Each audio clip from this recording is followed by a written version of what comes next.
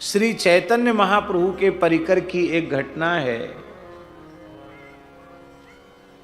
बंगाल के सप्तग्राम के जमींदार श्री हिरण्यदास मजूमदार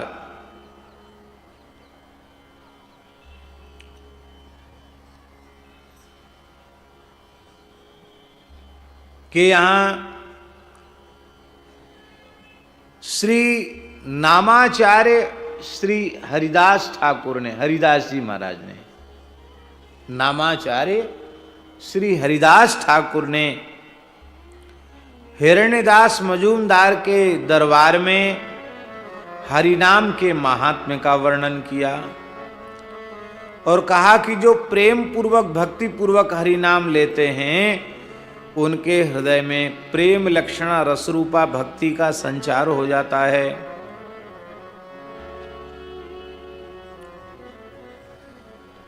उन हिरण्यदास मजूमदार का एक अधिकारी था, कर्मचारी था। वो ब्राह्मण था, विद्वान था, पंडित था। उसका नाम था गोपाल चक्रवर्ती। वो हंसने लग गया। अरे बोले, लियो साहब, खुद तो यवन कुल में पैदा हुआ है, वो बड़ा भारी भगत बन गया, तिलक की महिमा गा रहा, तुलसी की महिमा गा रहा, हरि नाम की महिमा गा रहा है। ये सब कोरी बेकार की बातें हैं, भावुकता की बातें हैं, इनमें यथार्थ कुछ भी नहीं है। और क्रोध में भरकर उसने यहां तक कह दिया, गोपाल चक्रवर्ती ने, उसने कहा कि हरिनाम लेने से यदि मनुष्य की नीचता नष्ट हो जाती है तो मैं अपनी नाक कटवा डालूंगा।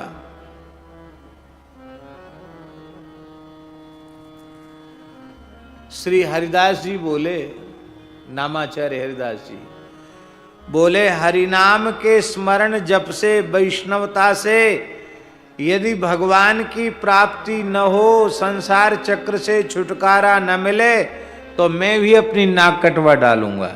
उन्होंने भी प्रतिज्ञा कर दी। तुम कहते हो मैं नाक कटवा डालूं, मैं भी अपनी नाक कटवा डालूंगा।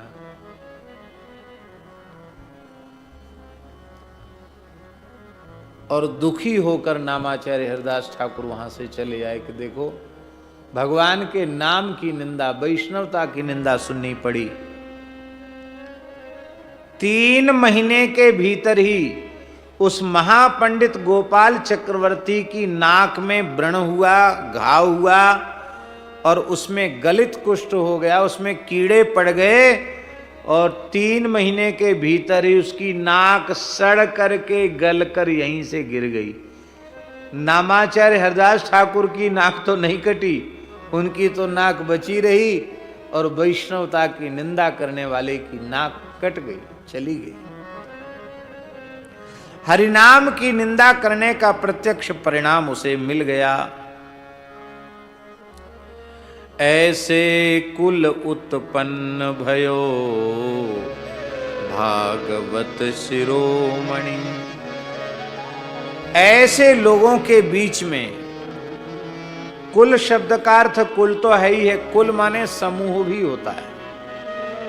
ऐसे नागर ब्राह्मणों के समूह में, जिस जूनागढ़ में 700 नागर ब्राह्मणों के घर थे, ऐसे धनी मानी प्रतिष्ठित परिवार में भक्तराज नरसिंह मेहता का जन्म विक्रम संवत 1470 के लगभग हुआ।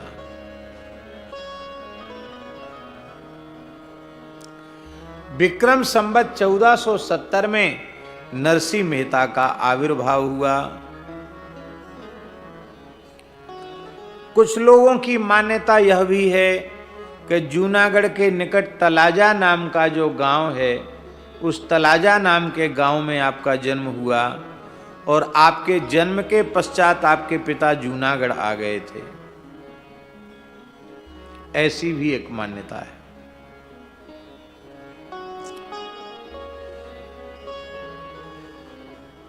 उस समय तक गुजरात के क्षेत्र के लोग भक्ति से विमुख थे। यहाँ ब्राह्मणों की बात इसलिए कही गई कि ब्राह्मण भक्त होता है तो वह अन्य 3 वर्णों को हरिभक्ति के संस्कार दे देता है, और ब्राह्मण विमुख हो जाता है तो सबको बिगाड़ देता है। जिस घर का बड़ा बिगड़ता है ना, उसके छोटे भी बिगड़ जाते हैं।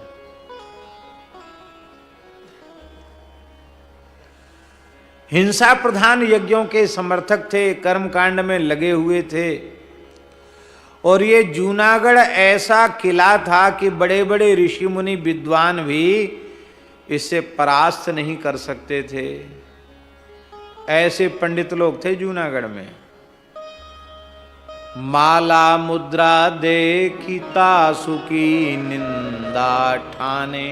ठाने का अर्थ समझते हैं ना, अपना सब काम छोड़ करके उसकी निंदा करने लग जाते। जब तक वैष्णव को जूनागढ़ राज्य की सीमा के बाहर खदेड़ नहीं देते, तब तक वहां के लोग चैन से नहीं बैठते थे। ऐसे लोग थे, घोर विरोधी थे वैष्णवता के।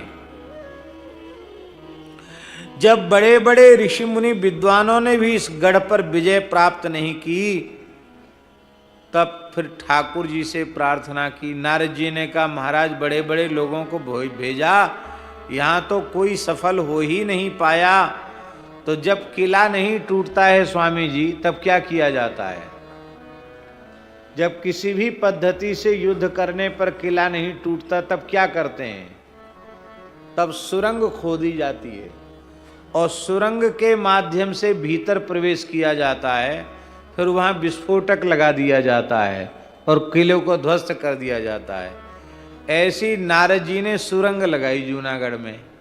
सुरंग लगाई, ऐसे लोगों के भीतर ही, ऐसे लोगों के खानदान में ही नरसिंह मेहता को प्रकट कर दिया। बोलो नरसिंह मेहता की जय।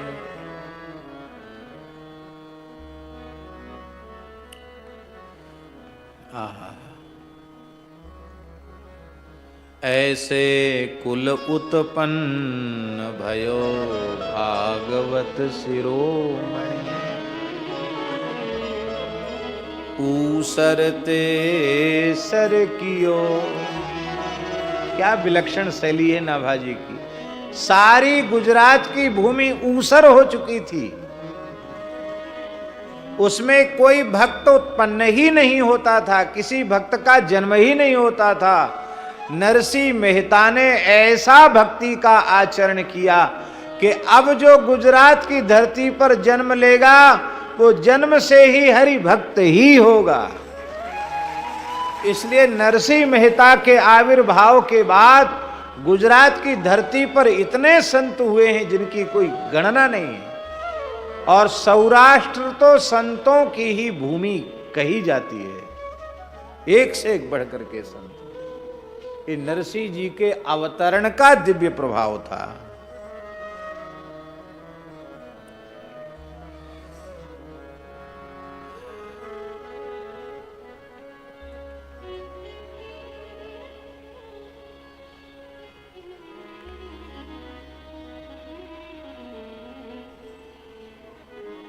देखो, शुद्ध मोती जल से ही पैदा होता है। शुद्ध मुक्ता जल से ही पैदा होता है।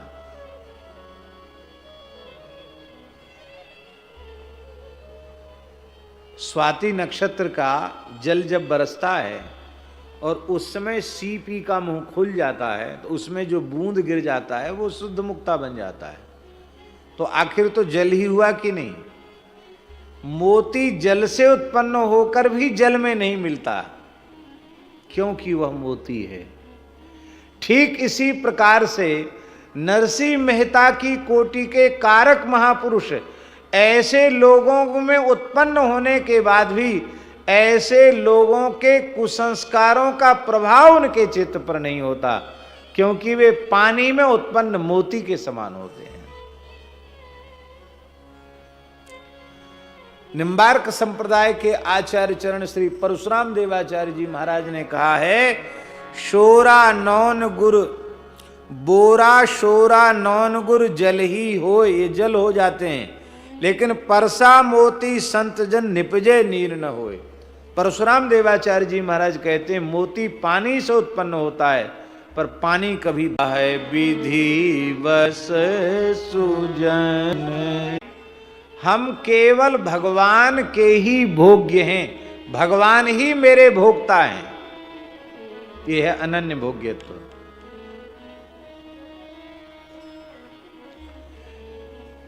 राम जी ने कहा लक्ष्मण जी से कि जासु राज नृप प्रजा दुखारी, सो नृप अवश्य नरक अधिकारी।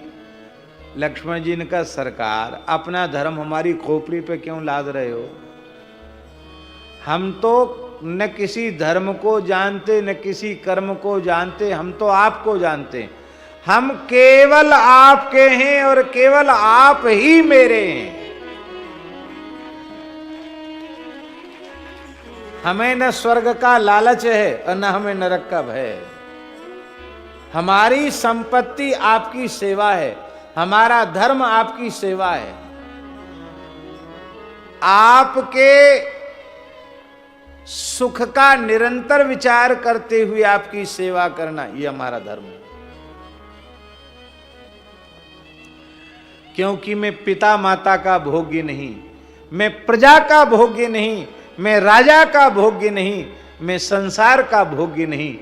लक्ष्मण जी कहते हे रघुनाथ मैं तो आपका भोग्य हूं, आप मेरे भोक्ता हैं। जो भोग्य वस्तु होती है वो भोक्ता ग्रहण करता है तभी वो सफल होती है। हम भगवान के भोग्य हैं, हम भगवान के शेष हैं। अनन्य शेषत्व, शेष माने होता अंश, हम केवल भगवान के ही अंश हैं। भगवान हमारे अंशी हैं। हमारी प्रवृत्ति निरंतर भगवदुन्मुखी बनी रहे और हम भगवान के ही योग्य हैं।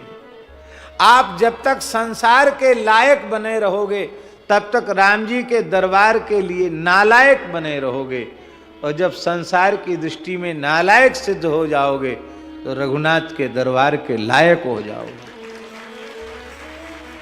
हम केवल ठाकुर जी को भजने के लायक हैं और हमारी दूसरी योग्यता नहीं।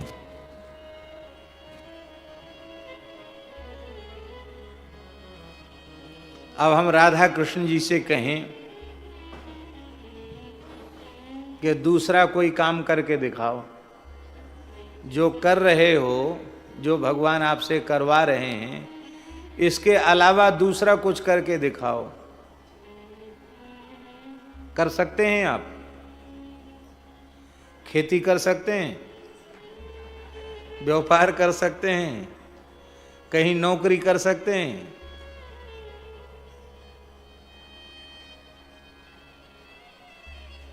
गोपाल प्रभु ने किसी लायक नहीं छोड़ा।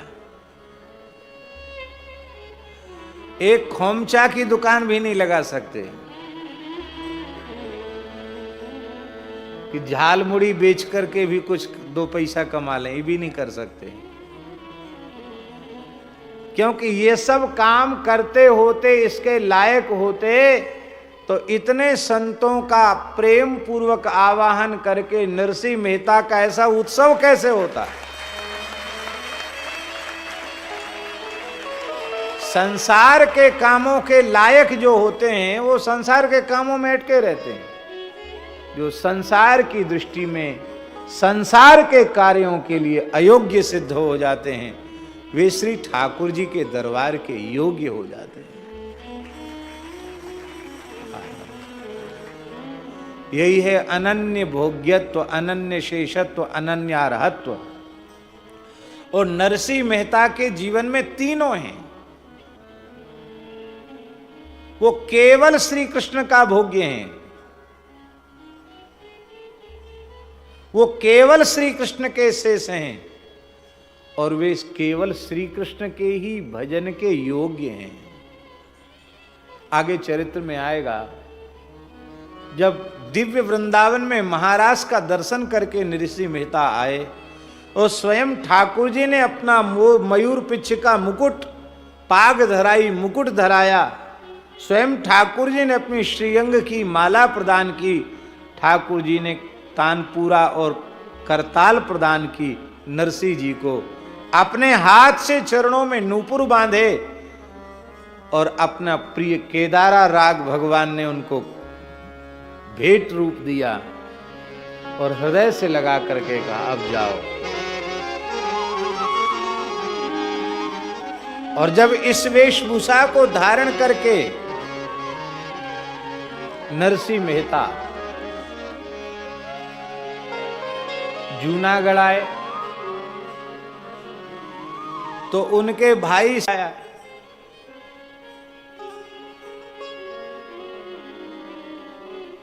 ये तिलक कहां से लगा के आया, ये माला कहां से पहन के आया।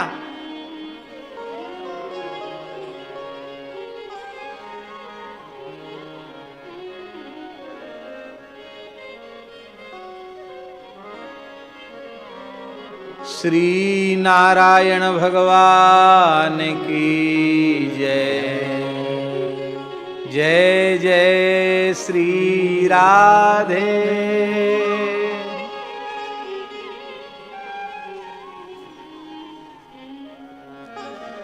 बड़े भाई बंशीधर जी ने कहा कि ये क्या नाटक करके आया है।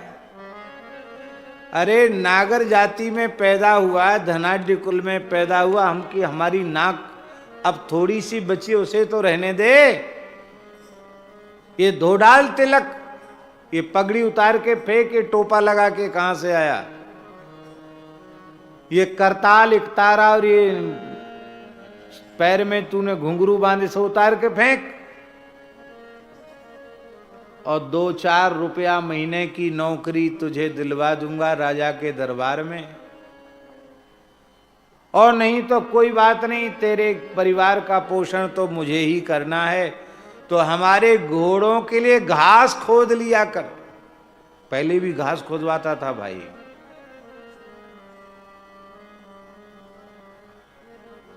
देख अब तू बच्चा नहीं है, 2 संतान का पिता हो चुका है। एक सभ्य व्यक्ति जैसे रहते वैसे रहो। पर नरसिंह जी ने कह दिया भैया आप चाहे जो कुछ कहें, ये मेरे प्राण जीवन धन श्री वृंदावन बिहारी का दिया हुआ स्वरूप है। मैं प्राणों का परित्याग भले ही कर दूं, पर इस वेश का परित्याग नहीं कर सकता, वैष्णवता का त्याग नहीं कर सकता। और घर से निकलना पड़ा नरसिंह जी को। ये है उनका अनन्यार्हत्व, अनन्य शेषत्व, अनन्य भोग्यत्व। ये अकारत्रय जिनमें होते हैं उनको भागवत होते हैं, और जो उनको भागवत कहते हैं। और जो इन अकारत्रय के जो दिव्य सद्गुण हैं उनको अपने चरित्र के माध्यम से प्रदान करते हैं, प्रकाशित करते हैं, और अपनी वाणी के माध्यम से अनंत जीवों के भीतर भागवत धर्म को प्रतिष्ठित करते हैं। ऐसों को भागवत न कहकर भागवत शिरोमणि कहा जाता है। ऐसे कुल उत्पन्न भयो भागवत शिरोमणि। सारी गुजरात की धरती ऊसर थी, ऊसर ते सर कियो।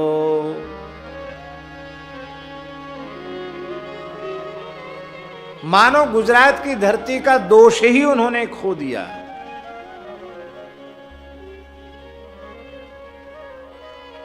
इस कलिकाल में जैसे विलक्षण चरित्र श्री नरसिंह मेहता के जीवन काल में घटित हुए, वैसे चरित्रों का कोई दूसरा उदाहरण पौराणिक काल के इतिहास में भी देखने में प्राप्त नहीं होता। जैसा इस कराल कलिकाल में जैसा जैसा ठाकुर जी ने नरसिंह जी के साथ किया। 52 बार भगवान ने लीलाएं की नरसिंह जी के साथ। आप कितना गाएंगे, हम कितना बोलेंगे। 1-2 लीला गाते हैं हम लोग। कितनी लीलाएं की ठाकुर जी नरसिंह जी के साथ प्रकट हो गए। 52 बार प्रकट होकर लीलाएं की।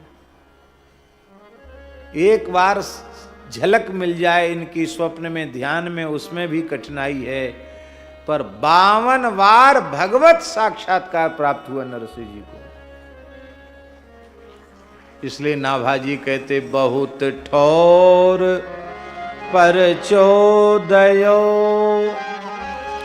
रस रूप भक्ति हृदय धरी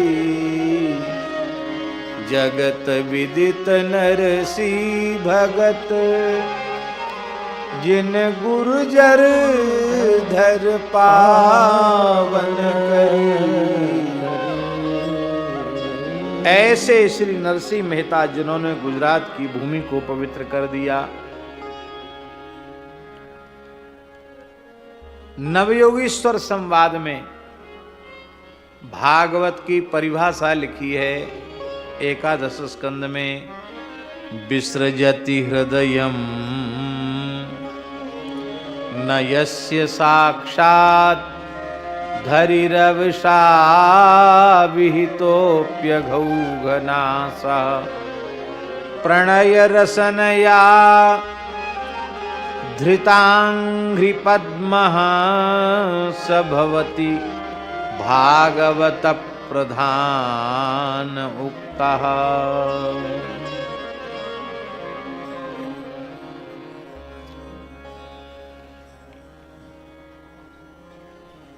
जो भागवत प्रधान होते हैं, भागवतों में प्रधान होते हैं, उनके हृदय को ठाकुर जी आधे क्षण के लिए भी त्यागते नहीं हैं। आधे क्षण के लिए भागवतों के हृदय को छोड़कर श्री ठाकुर जी जाते नहीं हैं। आप लोग कहेंगे क्यों नहीं जाते हैं? अरे जरूरत पड़ने पर तो कोई कहीं से कहीं चला जाता है, ये क्यों नहीं जाते हैं? तो सुखदेव जी कह रहे हैं ठाकुर जी जाना चाहें तो भी नहीं जा सकते। क्यों? उनके चरणों को वो बांध देते हैं। वो भागवत क्या करते हैं, अपने हृदय कुंज में बिठा के उनके चरणों में बंधन डाल देते हैं। अब चरण ही बंध गए तो बेचारे जाएंगे कहां से?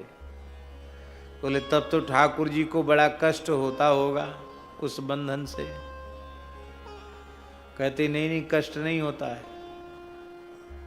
क्यों? प्रणय रसनया धृतांघ्रि पद्मः, रस्सी से जंजीर से बांधे तो ठाकुर जी को पीड़ा होवे, न रस्सी से बांधते न जंजीर से बांधते हैं, ये प्रेम की डोरी में श्री ठाकुर जी के चरणों को बांध लेते हैं।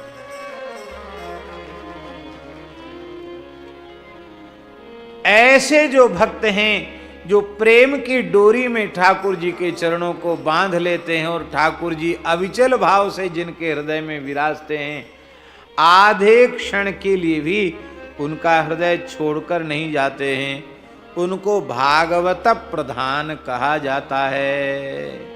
भागवतों में प्रधान कहा जाता है। तब प्रश्न उठा कि भाई बांध तो देते हैं पर क्या भगवान में इतनी शक्ति नहीं है, भगवान में इतनी ताकत नहीं है क्या कि वे उसको तोड़ सकें? बोले यही तो विशेष बात है। ठाकुर जी सर्व समर्थ हैं, कर्तुम अकर्तुम अन्यथा कर्तुम समर्थ हैं भगवान, लेकिन वे प्रेम की जंजीर को तोड़ने में समर्थ नहीं हैं। बहुत सुंदर ब्रज में एक गाया जाता है झीनी झीनी प्रेम की डोरी, मोह पे तोरियू छोरी न जाए। इतना ही बोलना है, ज्यादा बोलना नहीं, क्योंकि चरित्र भाग कम हो जाएगा। झीनी झीनी प्रेम की डोरी, ये बहुत झीनी डोरी है, लेकिन मोह पे तोरियू छोरी न जाए। ना मैं इसको तोड़ सकता, ना मैं इसकी गांठ को खोल सकता, मैं बंध करके भक्त के हृदय में विराजता हूं।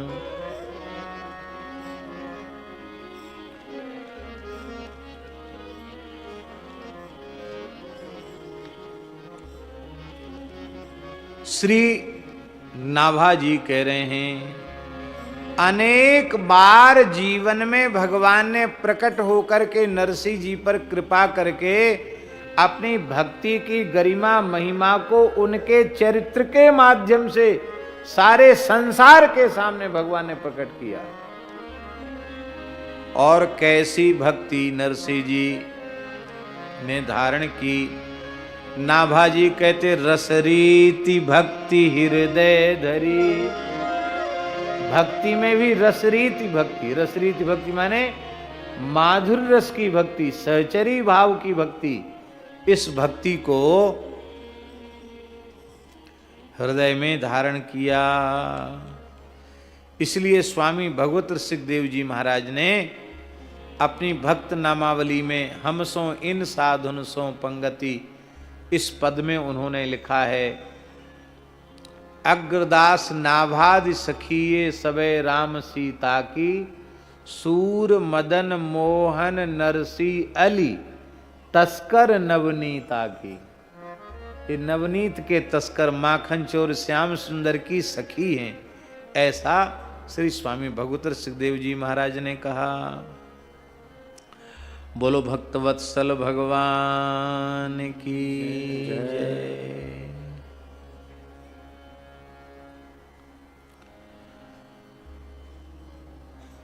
अब पद तो हमारे राधा कृष्ण जी बहुत बढ़िया गाते हैं, हम तो उतने अच्छे गा नहीं पाएंगे, लेकिन बड़ा प्यारा पद है जिसमें नरसिंह जी के हृदय से पूर्ण सखी भाव, सहचरी भाव, गोपी भाव प्रकट होता हुआ दिखाई पड़ रहा है। श्री नरसिंह मेहता की जय।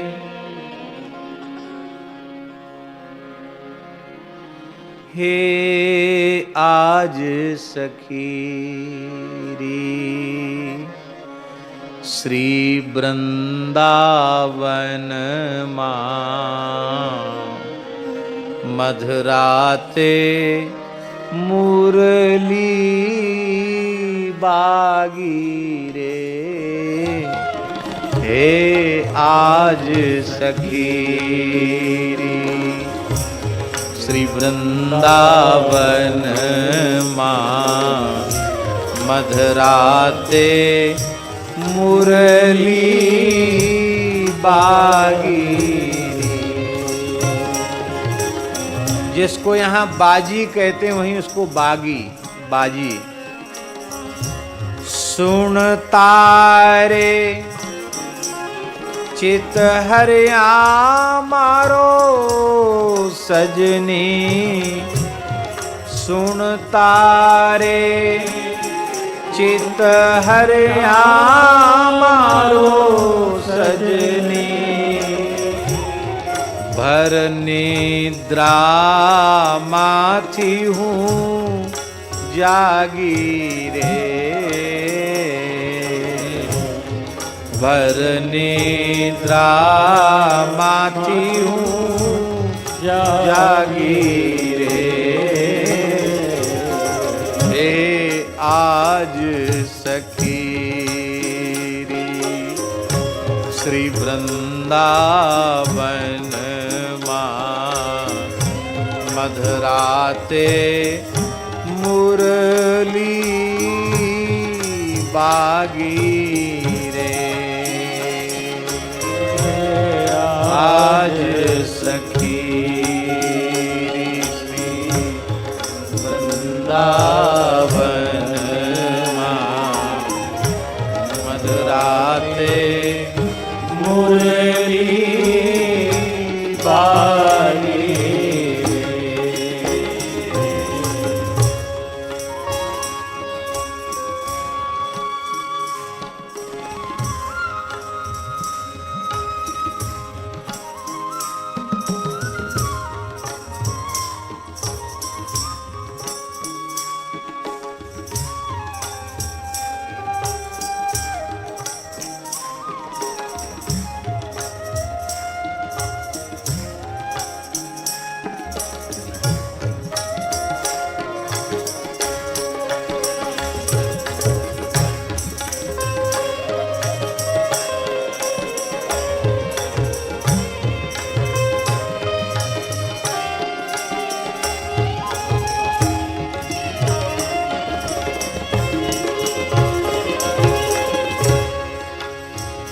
श्याम सुंदर अपने अधरों पर पधरा करके बंसी को बजाया और हरी सखी जैसे ही रास में बुलाया, मैं तो सो रही थी, जैसे ही कान में प्यारे की मुरली की टेर सुनाई पड़ी, मैं दौड़ी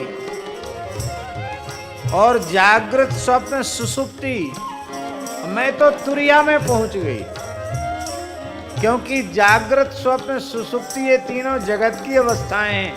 मैं तुरिया अवस्था में पहुंच गई। और इतना ही नहीं, मेरा अंतःकरण गुणातीत अवस्था को प्राप्त हो गया। काम की सूक्ष्म गंध तक मेरे चित्त में नहीं रह गई। ये मेरे प्यारे की मुरली की महिमा है। वो मुरली की ध्वनि जब पड़ी और मैं जैसे ही दौड़कर अपने प्रियतम के निकट पहुंची, तो प्रथम दर्शन में ही अपना तन मन प्राण सर्वस्व अपने प्यारे के चरणों में मैंने लुटा दिया, न्योछावर कर दिया।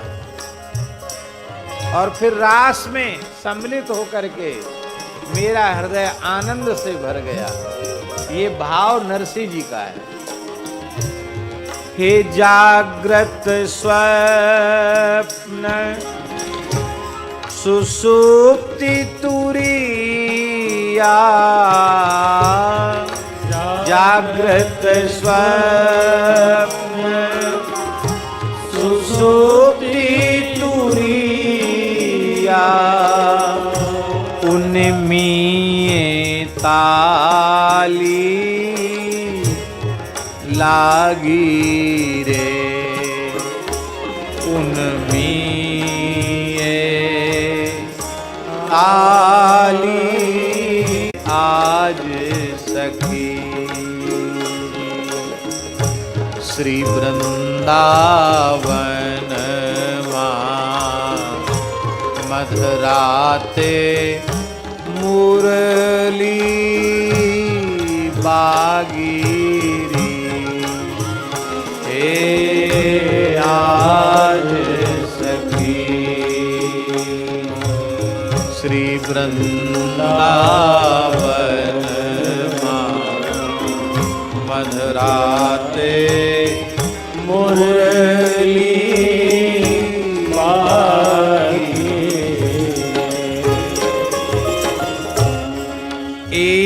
जम जम दृष्टि पड़े मारी सजनी, जम जम दृष्टि पड़े मारी सजनी, तम तम ताणी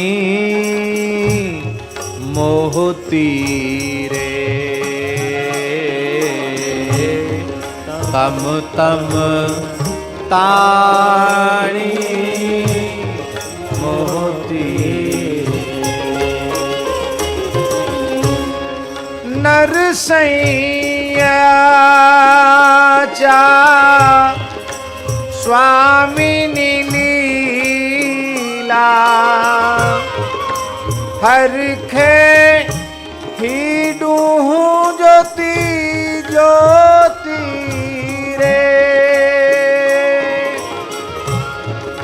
नरसैया चा स्वामिनी लीला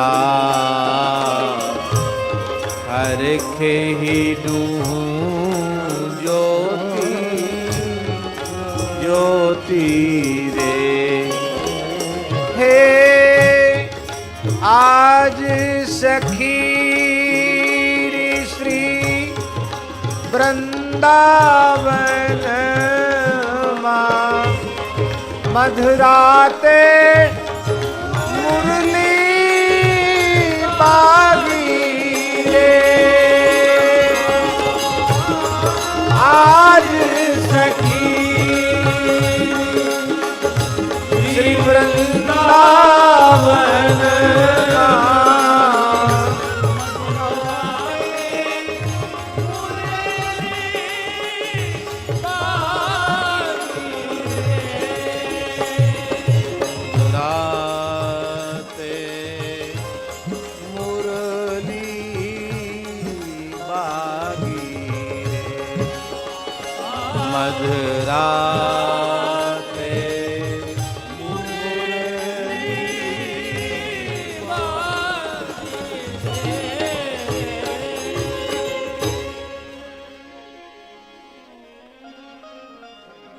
सिद्ध कोटि का भक्त कौन है? बहुत ध्यान से सुने। सिद्ध कोटि का भक्त कौन है?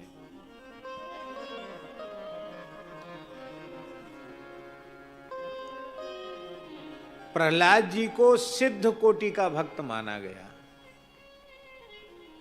प्रहलाद जी को सिद्ध कोटि का भक्त माना गया। क्यों? क्योंकि प्रहलाद जी में निष्कामता की चरमावधि है। परम निष्काम है प्रहलाद जी। आप विचार करें कैसी विलक्षण निष्कामता है प्रहलाद जी में। हिरण्यकशिपु ने उनको मारने के कितने प्रयत्न किए, कितना अत्याचार किया, लेकिन पूरे प्रहलाद चरित्र में कहीं भी रक्षमाम पाहिमाम त्राहिमाम भी नहीं है। ये भी नहीं ठाकुर जी से कहा महाराज दुष्ट पीछे पड़ा है हमारी रक्षा कर लो। सदा प्रसन्न है।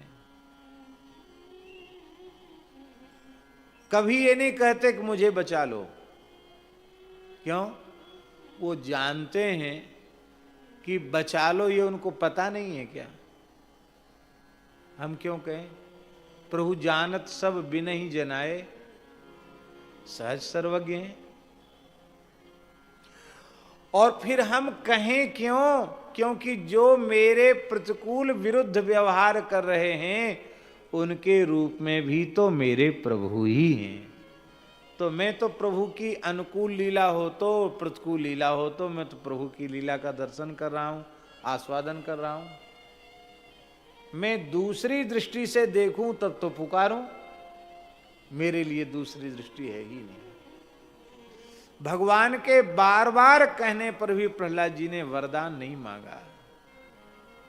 प्रहलाद जी को सिद्ध कोटि का भक्त कहा गया क्योंकि उनके मन में कामना की गंध भी नहीं है। हम ये बात इसलिए कह रहे हैं जैसे प्रहलाद जी जन्म सिद्ध भक्त हैं ऐसे ही नरसिंह मेहता भी जन्म सिद्ध भक्त हैं, निष्कामता की परमावधि हैं। आप लोग कहेंगे निष्कामता की परमावधि आप बोल रहे हो, अरे नानी बाई का मायरा उसमें भी नरसिंह जी कुछ न कुछ ठाकुर जी को उल्हाना भी देते हैं। ये सब वस्तुतः कामना नहीं है, क्योंकि नरसिंह जी उन विमुख नास्तिकों के मध्य भगवान नरसिंह जी के माध्यम से अपनी शरणागति की महिमा, वैष्णवता की महिमा, भक्ति की महिमा को ख्यापित करना चाहते हैं भगवान। इसलिए भगवान ही इस प्रकार की लीलाएं कर रहे हैं। नरसिंह जी के चित्त में कोई कामना नहीं है।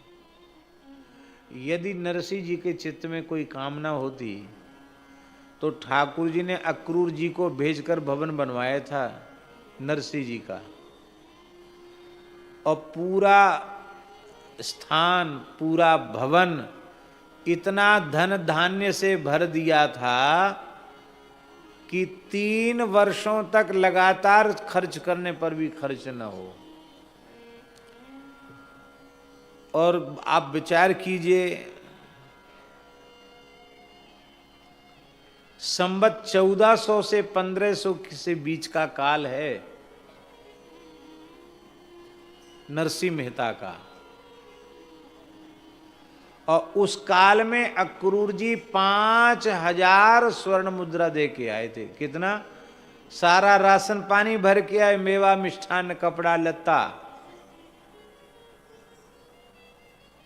और 5000 स्वर्ण मुद्रा तो हाथ खर्च के लिए दे के आए थे।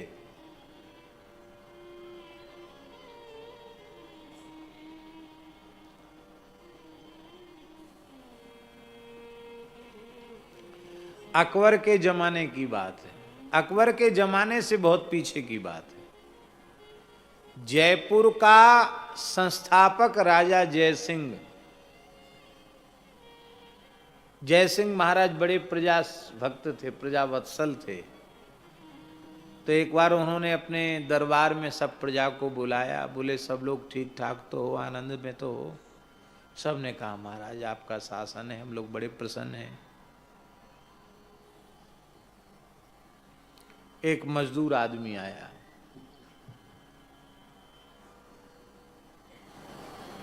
उसने कहा महाराज हमारी सुन लो, हम बड़े दुखी हैं। अरे तुम दुखी क्यों हो?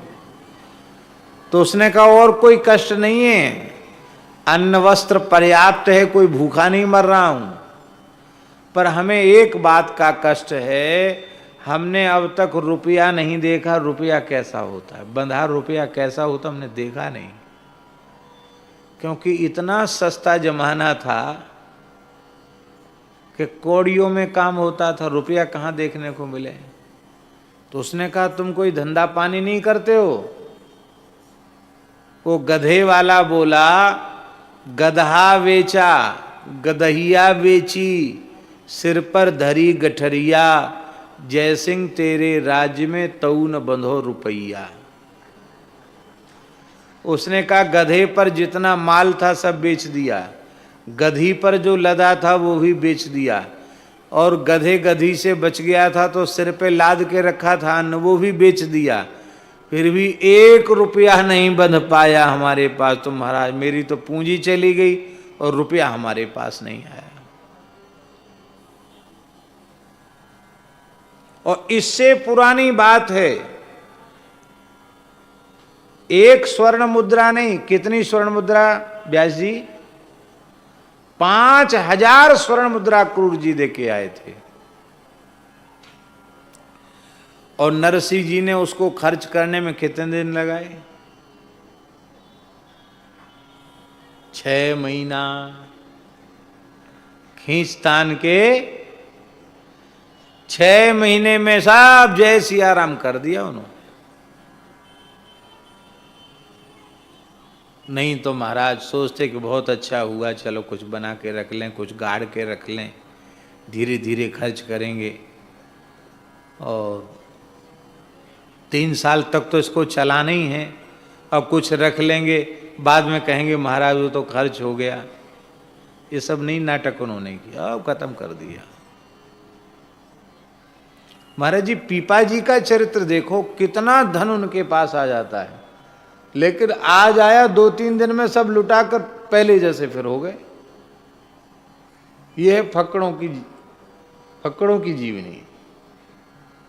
ये नरसिंह जी की निष्कामता।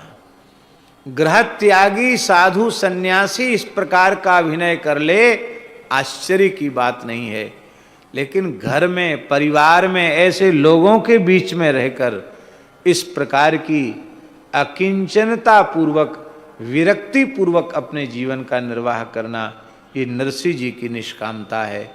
और ये निष्कामता नरसिंह जी में क्यों है? क्योंकि आप राजर्षि मुचकुंद के ही स्वरूप हैं, अवतार हैं, और राजर्षि मुचकुंद की निष्कामता कैसी है, उनका वैराग्य कैसा है, उनकी निष्कामता कैसी है, ये बात कहना बहुत जरूरी है। इसको नहीं कहेंगे तो नरसिंह जी के चरित्र की जो गरिमा है वो प्रतिष्ठापित नहीं की जा सकेगी।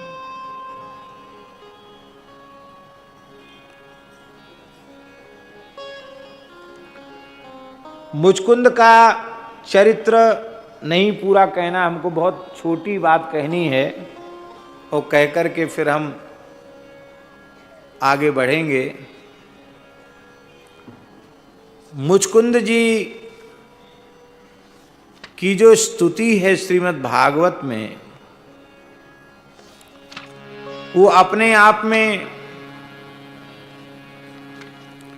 ऐसी विलक्षण स्तुति है कि हम आपको क्या कहें।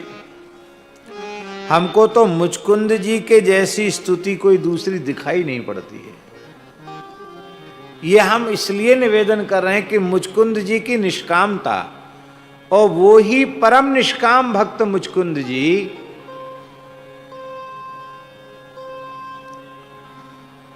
भक्तराज श्री नरसिंह राम मेहता के रूप में प्रकट भये हैं। तो उनके मूल स्वरूप की जो निष्कामता है, भला वो उनमें स्वाभाविक रूप से जन्म सिद्ध रूप में क्यों नहीं आवेगी, इसलिए हम उसका निवेदन करना चाहते हैं।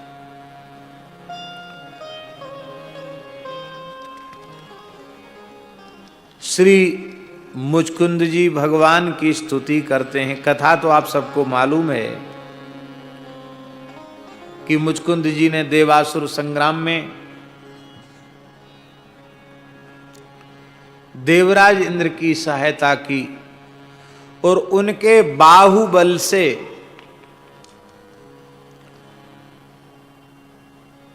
देवराज इंद्र को विजयश्री प्राप्त हुई, विजय प्राप्त हुई।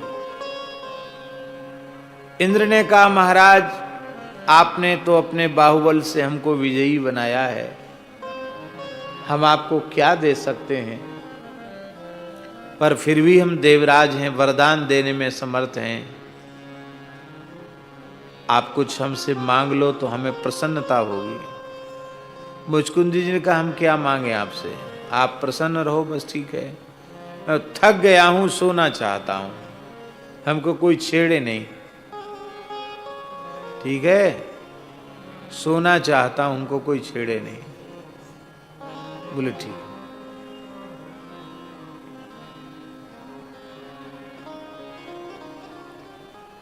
तो मुचकुंद गुफा बता दी कि इस गुफा में विश्राम करो।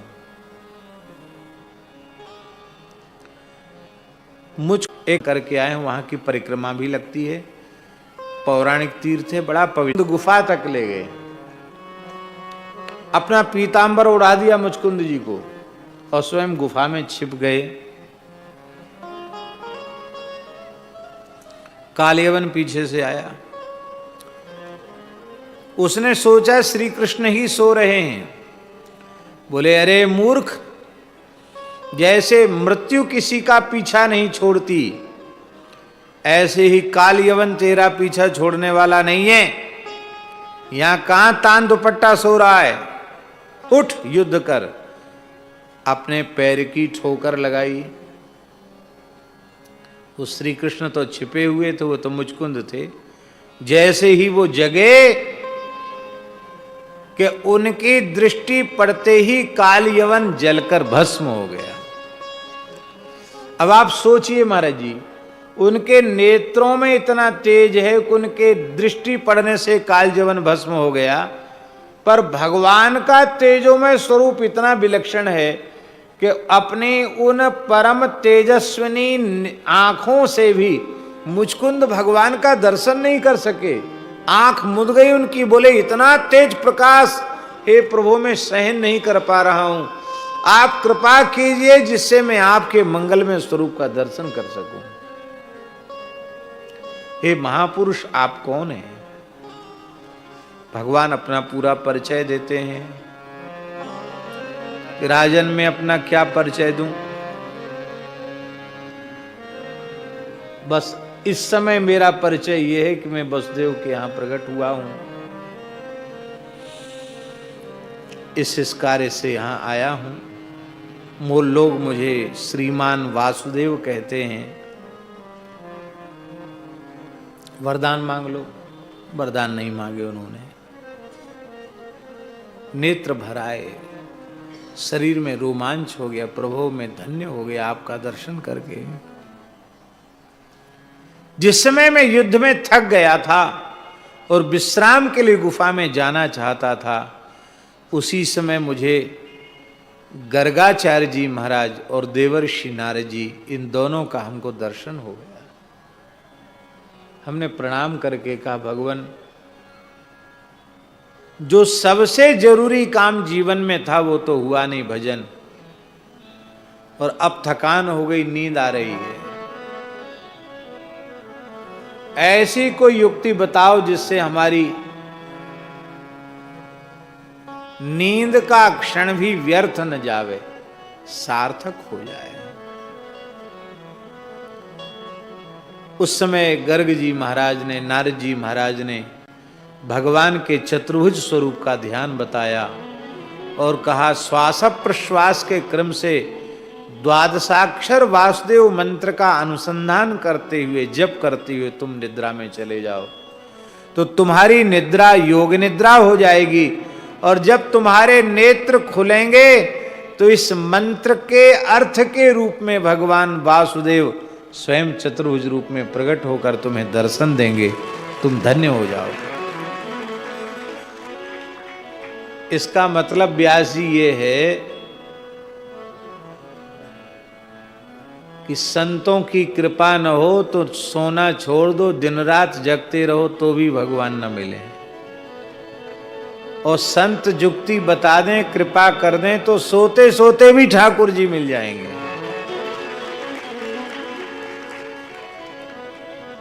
पर कैसे सोना चाहिए? संत वाणी में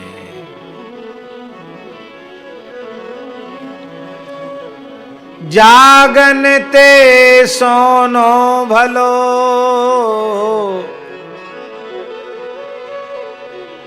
जो को जाने सोए। जागन ते सोनो भलो, जो को जाने सोए। अंतर लो लागी रहे, सहज ही सुमिरन होए। अंतर लो लागी रहे, सहज ही सुमिरन होए। भगवान के स्वरूप के ध्यान में अपनी वृत्ति को एकाग्र करके भगवान नाम जपते जपते सोइए और भगवान नाम उच्चारण करते करते जगिए, तो जो बीच का काल है वो सब का सब भजन में स्वीकार कर लिया जाए।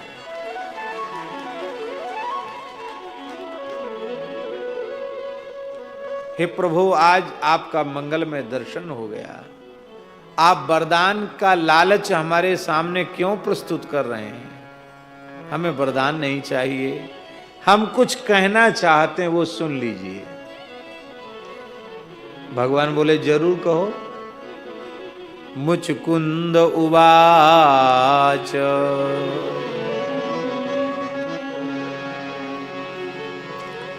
विमोहितो यम जन ईश मायया, त्वदीयया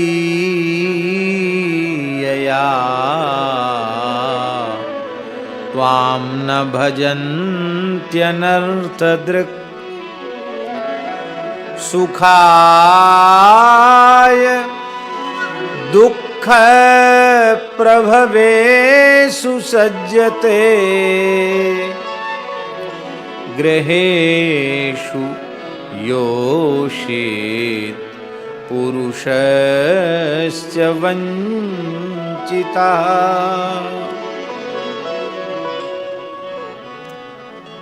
क्या अद्भुत स्तुति है। और व्यास जी, ये पूरी की पूरी स्तुति नरसिंह जी की वाणी में, उनके चरित्र में दिखाई पड़ती है, क्योंकि मूल रूप में वे राजर्षि मुचकुंद हैं। तो वो भावनाएं लेकर के ही उनका जन्म हुआ है। वो कहते हैं कि हे प्रभु, संसार के जितने प्राणी हैं वे सब आपकी माया से अत्यंत मोहित हो रहे हैं। विमोहितोयम जन ईश माया। हे ईश, ये जन, ये संसार आपकी माया से मोहित हो रहा है। भगवान ने पूछा, आपको कैसे पता चला कि सब माया में मोहित हो रहे हैं? बोले, यदि ये माया में मोहित नहीं होते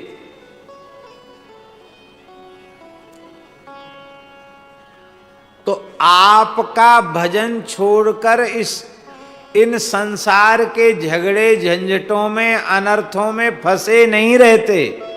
ये आपका भजन तो करते नहीं, आपसे विमुख रहकर संसार के व्यवहार में उलझे रहते हैं। ये संसार के व्यवहार में उलझा हुआ देख करके हमको लगता है कि ये सब आपकी माया से मोहित हो रहे हैं। उनकी दृष्टि आप पर नहीं रहती है, उनकी दृष्टि अर्थ पर रहती है, धन पर रहती है, और ये अर्थ ही अनर्थ की जड़ है। क्या कह रहे हैं? अब चाहे मुचकुंदी जी कह दो, चाहे नरसिंह जी कह दो, क्या कह रहे हैं? अनर्थ रूप अर्थ पर उनकी दृष्टि लगी रहती है। सुखाय, संसार में वे क्रिया करते हैं, सुख की आशा को लेकर क्रिया में प्रवृत्त होते हैं, लेकिन उन्हें ये पता नहीं कि संसार के जितने कर्म हैं वो दुखों के मूल हैं। दुखों के मूल में वे सुख को खोज रहे हैं। और एक विलक्षण धंधे में लगे हैं संसार के स्त्री पुरुष। संसारी लोग एक विलक्षण धंधे में लगे हैं। कौन सा धंधा? गृहेषु योषित पुरुषस्य वंचितः। गृहेषु योषित पुरुषस्य वंचितः।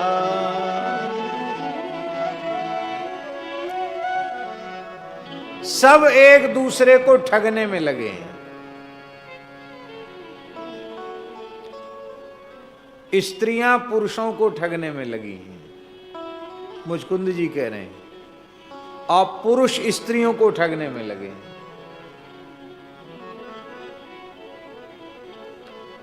पुरुष कहता है कि तुम तो हमारी प्राण वल्लभा हो, प्रियतमा हो, जब तक तुम नहीं थी तब तक हमारा जीवन तो जीवन ही नहीं था, अभी हमारे जीवन की शुरुआत हुई है, अब तो साथ ही मरेंगे, साथ ही जिएंगे, साथ समुद्र पार भी जाना होगा तो साथ साथ जाएंगे, सूर्य चंद्र के उस पार भी जाना होगा तो साथ ही साथ जाएंगे।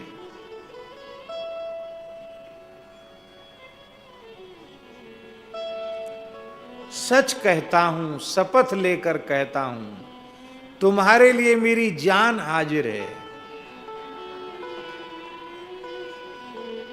जान तो क्या चीज है? कोरोना में सबको पता चले गया है कि किसकी जान हाजिर है। कोरोना हुआ ना, तो जो पुरुष स्त्रियों को ठगते थे वो देखने तक नहीं गए कहीं हमारे में संक्रमण के कीटाणु ना आ जाए। सब एक दूसरे को ठगने में लगे।